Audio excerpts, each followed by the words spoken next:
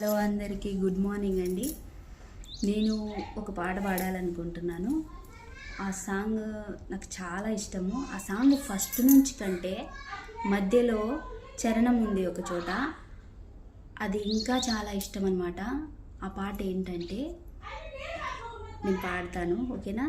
మీరంతా జాగ్రత్తగా ఉండండి, భయపడద్దు, సరేనా? సరే, ఓకే.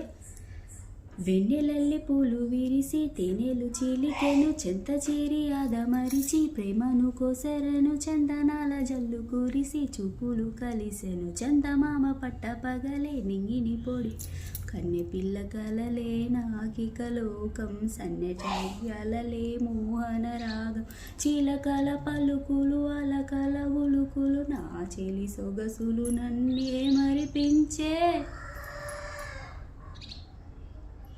సాంగ్ ఏంటో నీకు బాగా అర్థమైంటుంది కదా మీకు. ఆ సాంగ్ అంటే నాకు చాలా ఇష్టం అండి. నాకే కాదు, మీ అందరికి కూడా ఇష్టమే ఉంటుంది మేబీ.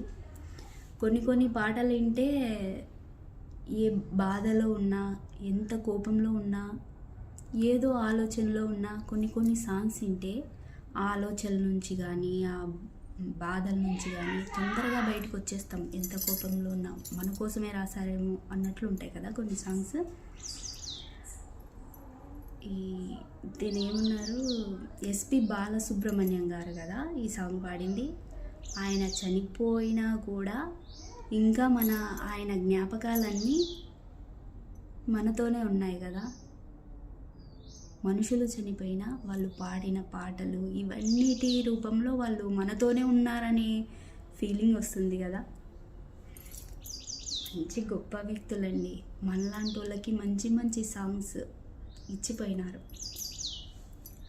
పాట రాయడం వేరు, పాట రూపంలో పాడడం వేరు కదా. వాళ్ళందరికీ చాలా థ్యాంక్స్ చెప్పుకోవాలా.